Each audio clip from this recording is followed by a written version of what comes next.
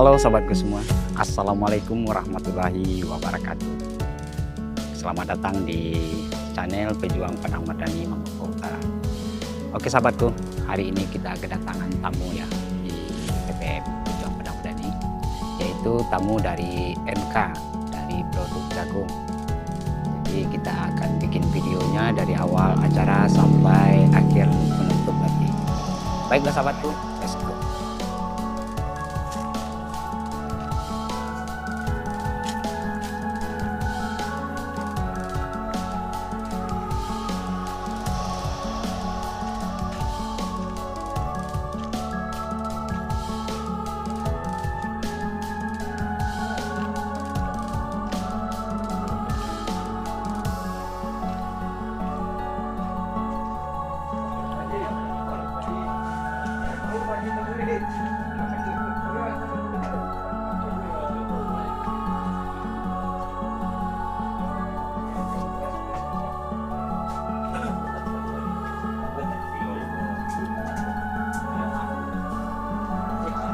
Oke. Assalamualaikum warahmatullahi wabarakatuh. Selamat siang dan salam sejahtera untuk kita semua. Saya Eko Susanto, JSR PT Syngenta Indonesia untuk wilayah Agam Sumatera Barat. Nah, saat ini saya sedang berada di Kecamatan Lubuasung, tepatnya di Nagari Padang Madani. Kami sedang melakukan kegiatan Farmer Field Day, yaitu kegiatan perdana yang kami lakukan di sini. Itu bukti nyata bahwasanya kami dari PT Syngenta ikut mendampingi kegiatan petani dalam berbudidaya tanaman jagung. Tujuan kami satu, yaitu ingin masyarakat berhasil dalam berbudidaya tanaman jagung. Jadi kami lakukan kegiatan ini senantiasa tujuannya adalah untuk mengedukasi petani supaya petani bisa mengetahui cara berbudidaya tanaman jagung yang baik dan benar dan hasilnya sesuai dengan yang kita inginkan. Baik, mungkin lebih lanjut kita akan saksikan kegiatan kita di sini nanti. Terima kasih. Jadi, lay Pak. Kalau percobaannya Pak paling tidak 1 kantong. Fokus ke ini aja nak Bang ya. Atau langsung ke penyakit aja. Penyakit aja ya. Kita tanya ke petani. Memberi cerita nih Pak. Kalau saya mengajari bapak-bapak rasanya kayak kurang pas gitu Pak. Karena saya juga belum banyak belajar tentang jagung. Tentunya bapak-bapak di sini lebihlah senior daripada saya untuk menanam jagung. Jadi saya ingin mengenalkan sedikit Pak penyakit-penyakit yang ada di tanaman jagung. Kalau selama ini kan banyak tuh ada mati gadis dan sebagainya. Nah ini saya ingin lihatkan Pak, ini adalah salah satu penyakit yang biasanya muncul di tanaman jagung di usia 30 hari setelah tanam. Ini namanya penyakit bulai. Sebelumnya saya ucapkan terima kasih banyak kepada bapak-bapak yang sudah menyempatkan waktunya untuk hadir dalam kegiatan ini, yaitu menunaikan undangan yang kami kirimkan pada malam hari tadi. Saya sangat berterima kasih sekali kepada bapak-bapak karena tanpa adanya kemauan dari bapak-bapak untuk hadir dalam kegiatan ini tentunya tidak akan berlancar dengan lancar. Nah, izin Bapak Ibu memperkenalkan terlebih dahulu. Saya Eko Susanto. Saya petugas atau SO, Sales Officer PT Syngenta Indonesia untuk wilayah Agam Sumatera Barat. Dan juga di sebelah kiri saya ada Bang Fadil. Bang Fadil ini selaku supervisor atau agronomis untuk wilayah Sumatera Barat. Nah, jadi kami ini dari perusahaan Syngenta Pak. Kalau Bapak sudah pernah dengar, nama perusahaan kami adalah Syngenta. Ya, Syngenta. Kemudian kami memiliki produk yang cukup lumayan banyak. Ada di pestisidanya, ada juga benih jagungnya dan benih padi. Nah, untuk benih yang saat ini sudah diedarkan di pasaran adalah benih jagung. Ada banyak sekali varietas yang kami pasarkan, Pak. Nah, kami ingin mengenalkan sejarah singkat dari perusahaan kami, Pak. Syngenta ini perusahaan yang ada di Swiss, Pak. Jadi setengah sahamnya itu milik Cina dan setengahnya masih punya Swiss. Kami masih berkantor pusat di Basel, Swiss. Jadi bukan perusahaan lokal. Ini perusahaan PMA, perusahaan modal asing. Dan kami juga perusahaan Syngenta Indonesia ini ada kantornya di Jakarta. Kalau untuk pabriknya itu kami ada di Pasuruan, Jawa Timur. Jadi di sanalah tempat pembenihan jagung ini dibuat. Nah juga Syngenta ini sudah hadir dari 1960 Pak. Sudah cukup lama sekali dan produknya itu cukup banyak yang mungkin Bapak Ibu sudah gunakan gitu. Kalau mungkin saat ini yang sudah banyak Bapak gunakan di Padang Madani ini adalah NK Perkasa Pak ya. NK Perkasa. Nah, itu adalah salah satu benih yang dikeluarkan dari perusahaan benih Syngenta. Nah, benih Syngenta itu sendiri Pak, kita punya banyak sekali. Yang ada di lapangan saat ini untuk di Sumatera Barat saja itu kurang lebih ada 5. Ada 4 ya Bang ya? 4. Ada NK Perkasa, kemudian ada NK Super, NK Sumo, ada juga NK Garuda. Nah ini punya segmennya masing-masing Pak. Tapi yang saya cukup senang, tanpa kami mengedukasi sebelumnya, masyarakat sini sudah bisa memilih varietas yang tepat untuk di daerah sini, yaitu NK Perkasa. Karena ada 2 NK Sumo dan Garuda ini untuk dataran tinggi, sedangkan untuk NK Super itu untuk lahan daerah sawah atau lahan-lahan yang gambut. Nah itu dia. Jadi artinya Bapak sudah tepat memilih varietas NK Perkasa untuk dibudidayakan di lahan Padang Mardani ini. Nah ini salah satu banyak produk dari pestisidanya. Ini punya penanggung jawabnya ada sendiri nanti Pak, bukan dari kami, tapi kami hanya mengenalkan secara singkat. Kami ada pestisida yang kontak seperti Gramoxone itu punya kami juga. Kemudian ada Tosdoneo itu racun kuning atau glifosatnya. Kemudian ada juga Kalaris itu untuk selektif jagungnya. Nah kalau untuk racun ulat kita ada Proclaim, itu racun ulat yang bisa diaplikasikan di tanaman jagung ketika terserang ulat. Nah kami juga akan meluncurkan Pak, sedikit mengenalkan secara singkat nih. Dalam waktu dekat kami akan mengenalkan varietas terbaru yaitu NK Sakti. NK Sakti ini NK yang sudah dimodifikasi genetiknya, artinya sudah disisipkan gen dari luar tanaman jagung supaya dia memiliki keunggulan-keunggulan terbaru. Nah, alhamdulillah Syngenta sudah berhasil menyisipkan genetik BT-GT. Itu yang BT adalah tahan glifosat dan GT-nya itu adalah tahan ulat. Jadi ini nanti akan kita coba trialkan Pak. Untuk sementara kita belum bisa mengedarkan karena kami punya banyak kewajiban lah. Sebelum kita menjual kita harus mengenalkan terlebih dahulu ya Bang. Jadi kami dituntut untuk membuat 40 pertemuan supaya petani tidak salah dalam penggunaannya. Jadi kami nanti mungkin kita akan coba trial di sini. Di lahan ini kita mungkin coba juga nanti untuk benih yang tahan glifosat ini Pak. Sebelumnya Bapak tahu, mohon maaf, glifosat atau yang mungkin sering kita dengar sebagai racun kuning Pak. Jadi kalau di lapangan kita nyebutnya racun kunyang. Ya. Jadi nanti jagung yang Bapak tanam itu nggak perlu lagi selektif jagung. Yang selama ini disemprot mungkin di umur 14 hari, 15 hari kan biasanya rumputnya mati, jagungnya nggak mati kan. Kalau pakai racun kuning tentu jagungnya mati. Nanti jagungnya itu kalau disemprot pakai racun kuning, jagungnya nggak mati, rumputnya mati Pak.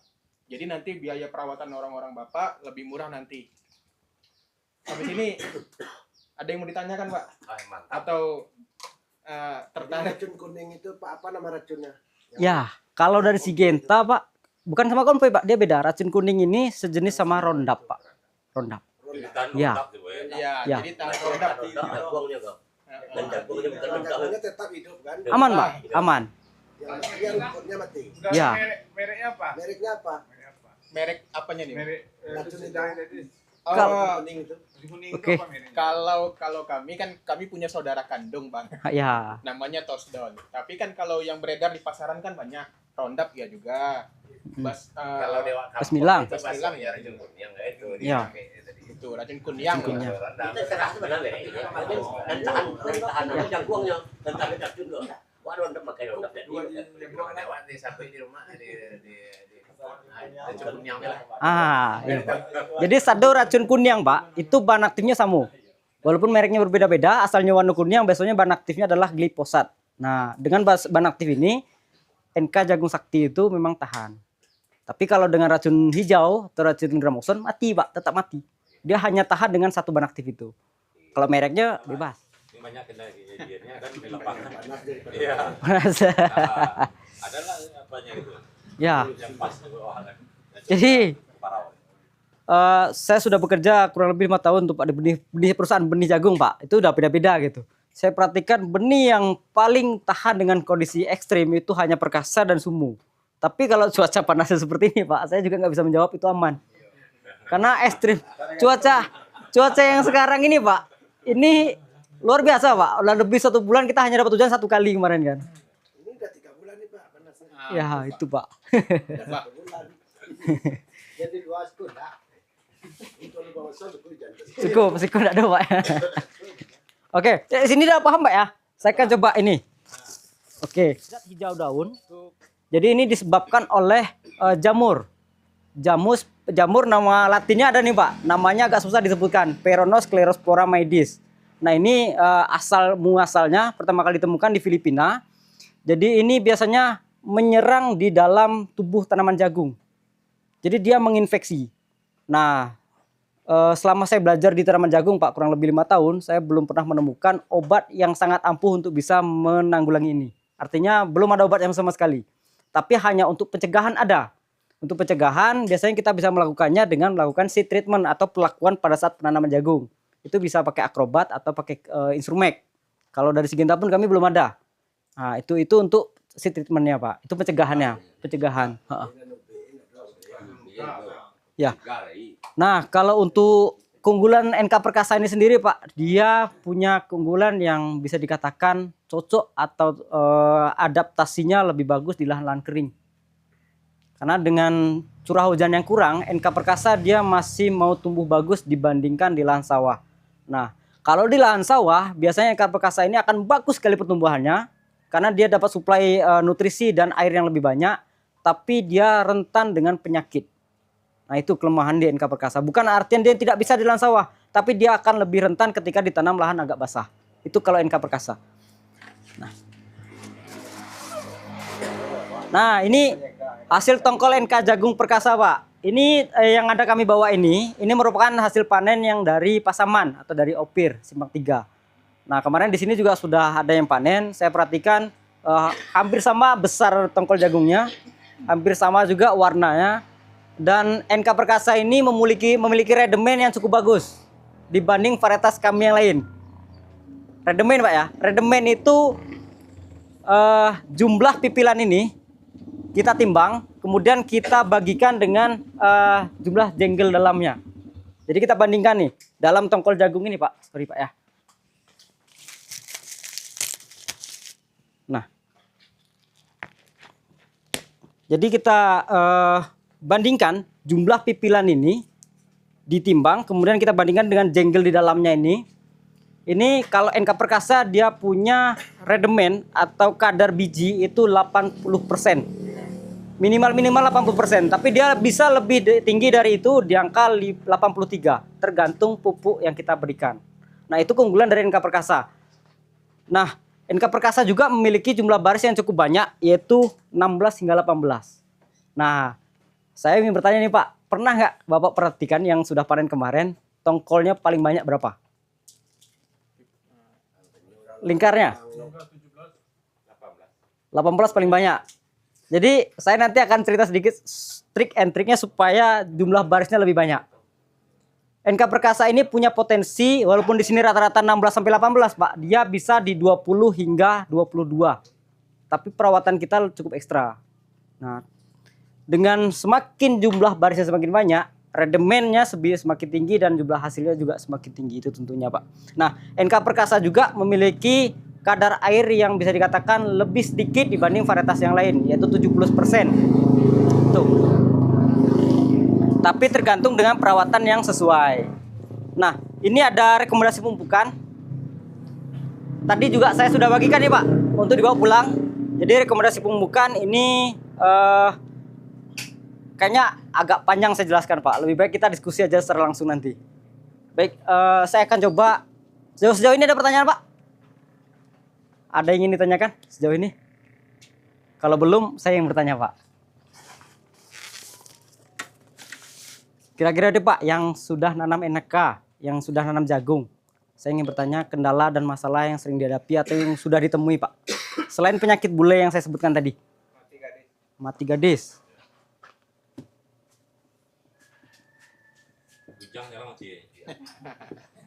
Biar enggak cemburu Pak.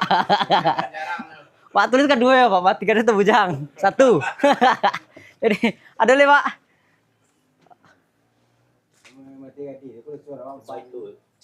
Cuman itu aja Pak ya. Ada lagi ulat. Oke, ulat. Cara pemupukan yang efisien. Cara pemupukan. Berarti kok nanti pembahasan ya. Pemupukan. Ada lagi Pak? Cukup dengan Satu lagi. apa tuh Bang? Kenapa terlalu signifikan pas basahnya ditimbang segini, Ha-ah. pas kering nanti jauh signifikannya. Oh, Apa penyusutan kurangnya itu? kadar air. Beda kadar air. Ah, Dan apa solusinya? oke Bang. Oke, kita bahas satu. Ada lagi Bang? Atau Pak? Ini dulu Pak ya. Oke. Jadi saya akan coba bahas Pak di kendala yang paling sering dihadapi petani yaitu mati gadis atau bujang. Nggak ada mati janda Pak. Jadi mati gadis ini Pak, mati gadis, busuk tongkol atau mati bujang itu penyebab utamanya adalah bakteri Pak. Jadi ya. Bukan. Jadi masalah utamanya adalah bakteri, yaitu bakterinya nama latinnya ada Pak, Erwinia chrysanthemi. Jadi ciri-cirinya kalau yang matinya itu kena bakteri, dia basah dan menimbulkan bau menyengat. Biasanya di ruas-ruas itu dia berlendir, kemudian kalau kita lewat Pak, bau menyengat ya. Nah, itu penyebabnya adalah bakteri. Tapi beda kondisi kalau yang disebabkan oleh jamur. Kalau yang disebabkan jamur ada dua juga itu Pak. Yang pertama jamur Diplodia medis. Biasanya ciri-cirinya tongkol jagungnya jadi tempe. Itu jamur Diplodia namanya Pak. Ada juga ya putih dia, putih. Jadi tongkol jagung itu jadi ringan. Dan dikasih makan ayam pun enggak mau dia Pak. Ada juga satu dia penyebabnya adalah fusarium. Fusarium ini ciri-cirinya Pak, batang jagung tuh mati tegak. Dan dia kering. Nah itu dia kan pasti itu yang sering dijemui Pak ya. Solusi yang ya bakteri itu Bang. Bakteri penyebabnya. Busuk. Bau menyengat kan Bang? Itu bakteri. Jadi penyebabnya Erwinia chrysanthemi tadi. Untuk pencegahannya ada Pak. Tapi kalau untuk pengobatan saya yakin tidak bisa Pak. Karena kalau sudah jamur menginfeksi tanaman jagung atau bakteri menginfeksi tanaman, itu dia sudah masuk ke dalam sistem jaringannya. Kalau jagung ini kan tanaman yang bisa dikatakan tidak sekuat dengan tanaman yang lain. Asal sudah terinfeksi, dia sudah rusak jaringannya, udah pasti mati. Jadi yang bisa kita lakukan Pak, itu adalah pencegahan. Nah, kalau selama ini kan kita berfokusnya gimana menanam jagung tanamannya subur. Nah, itu adalah PR kita ketika tanaman jagung itu kita tanam sampai umur 30-40 hari. Memang PR kita hanya itu. Bagaimana caranya menyuburkan tanaman. Tapi setelah tanaman subur Pak, kita jangan lengah. Karena dengan kondisi yang tanaman yang subur, justru disitulah mudah masuk penyakit. Caranya Pak, kita bisa mencegah mati gadis atau mati bujang ini dengan mengaplikasikan fungisida. Fungisidanya kalau di perusahaan kami ada Mr. Top yang botol biru. Kalau yang Bapak mau coba yang tepung itu ada Nordok.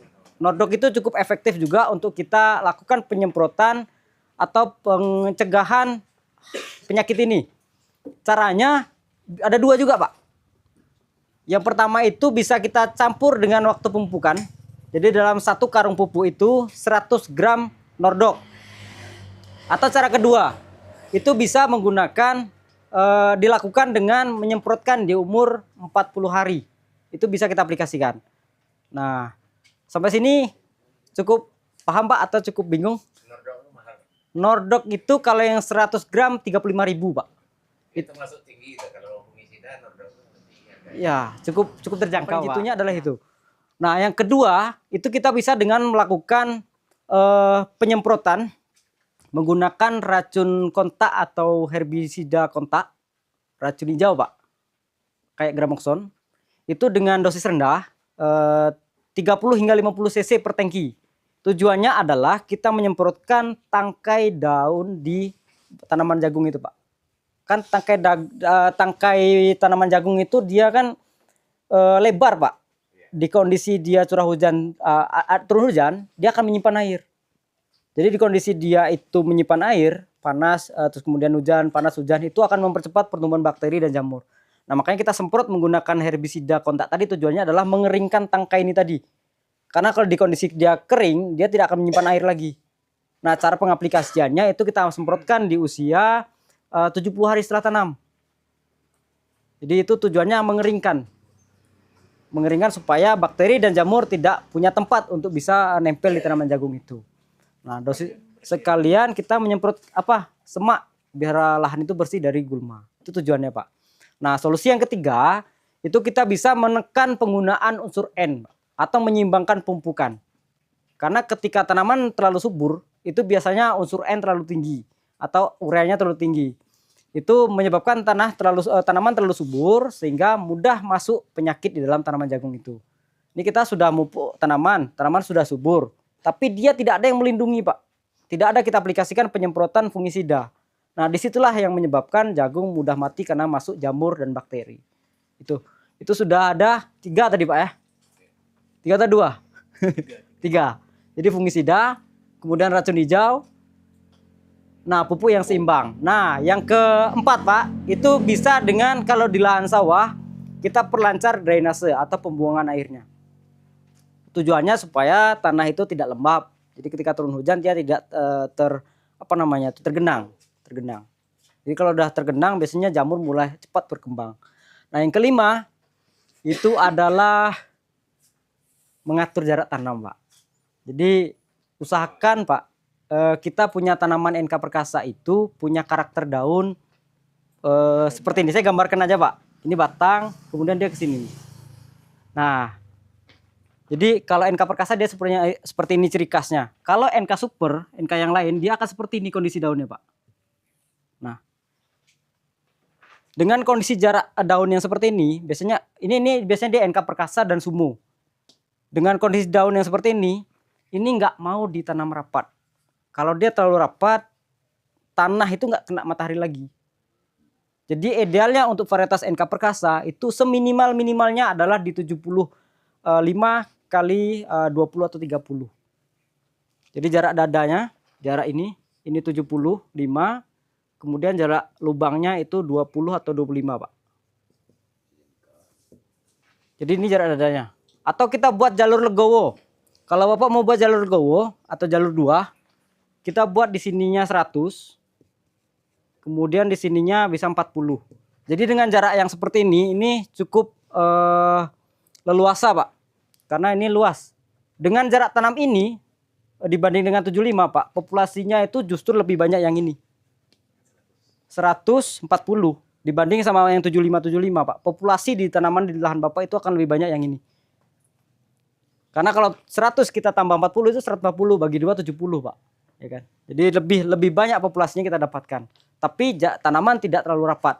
Nah, itu cukup efektif karena jagung akan mendapatkan matahari yang banyak, kemudian tanah tidak lembab dan juga bakteri tidak mudah berkembang. Itu tujuannya supaya jagung kita tidak terkena penyakit ini tadi. Oke, Pak. Jadi kalau biasanya kita kan dengan kondisi yang ekstrim, kita pemupukannya kita samakan dengan kondisi yang normal. Pemupukan kita buat 1 kali. Itu sebenarnya kurang efektif, Pak, karena pupuk banyaklah yang menguap daripada yang termakan oleh tanaman. Nah, solusi yang bisa kita tawarkan yaitu yang pertama adalah melakukan pengocoran, Pak. Pupuk kocor. Nah, ini menggunakan NPK Mutiara, Pak, yang 1616. Itu dengan dosis 100 gram per tangki. Jadi 100 gram, artinya 1 kilo pupuk itu bisa untuk 10 tangki, Pak. Nah, itu bisa kita lakukan di usia tanaman jagung 12 hari hingga 20 hari. Jadi kalau Bapak-Bapak sekarang sudah tanam dan juga belum dapat hujan, Pak, sampai umur 20 hari, itu saya sarankan untuk bisa mengaplikasikan ini. Tujuannya apa, Pak? Saya sudah punya gambar di belakang, Pak. Mungkin bisa kita perhatikan. Agak kecil-kecil tulisannya, Pak. Tapi saya coba jelaskan. Jadi di situ ada V3, VE, kemudian ada V2, V4, V8, terus kemudian di bawahnya ada tabel. Di kolom kedua itu ada umur, Pak. 7 sampai 10, 11 sampai 13, 14 sampai 21. Nah, di usia 11 sampai 21 hari, Pak, itu kalau di keterangannya adalah inisiasi pembentukan tongkol jagung. Jadi tongkol jagung ini bukan dibentuknya di usia 40 hari ke atas, Pak. Atau pas tongkol bunga berbunga itu, jagung berbunga, itu baru dibentuk, bukan. Jadi jagung itu akan mulai membentuk tongkolnya di usia 11 hingga 21 hari. Nah, jadi kalau kita telat menunda nih, Pak, dalam kondisi seperti ini jagung sudah tumbuh. belum juga turun hujan. Terus kita juga tidak bisa melakukan pemupukan tabur. Jadi upaya yang kita harus lakukan adalah melakukan pemupukan untuk supaya jagung mendapat nutrisi. Karena sampai umur 21 hari itu Bang, baik dia dapat hujan atau tidak, jagung akan tetap berusaha untuk menciptakan tongkol.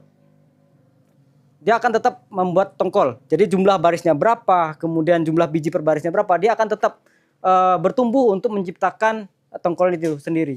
Jadi kalau sampainya kita tunggu sampai umur 25 hari turun hujan kita baru pupuk, saya pastikan jumlah barisnya nggak akan sampai 18. Bisa dia 12, 14 atau hanya 16.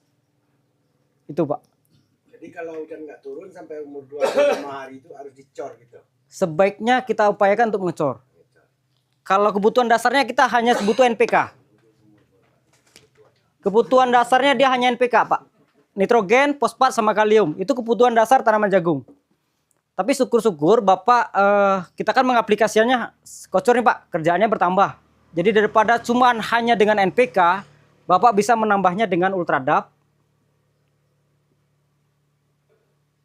Kemudian Leili 2000, ada juga Ambition. Nah, ini pupuk tambahan. Tujuannya apa? Ambition untuk membantu supaya tanaman tidak stres di kondisi ekstrim. Kemudian Leili 2000 dan Ultradap itu memacu pertumbuhan. Nah, NPK itu kebutuhan dasar. Kebutuhan dasar makanan tanaman jagung itu semua tanaman Pak, itu NPK. Jadi yang 3 itu Pak itu bahan encer itu yang bawah. Ini Yang encer ini Pak, tepung. Ini tepung, Pak. Tepung. Ya, ini tepung. Kalau ini cair Pak. Kandungannya dia ini apa namanya? Ini kandungannya NPK juga. Ini dominan fosfat. Ya, dia kandungannya nitrogen dan fosfat. Kalau Leili 2000 ini NPK rumput laut. Ambition ini adalah asam amino. Dia sistem kerjanya instan Pak. Kalau ibaratnya kita nih M150 lah Pak. Jadi kita minum Extra Joss. langsung terasa di badan fit gitu. Nah itulah bedanya dengan NPK. Kalau NPK dia kita kocorkan di tanaman mungkin butuh waktu sekitar 3 atau 4 hari untuk bisa dimakan tanaman karena dia butuh penguraian terlebih dahulu. Nah kalau ini disentuh oleh akar dia langsung dimakan. Nah itu.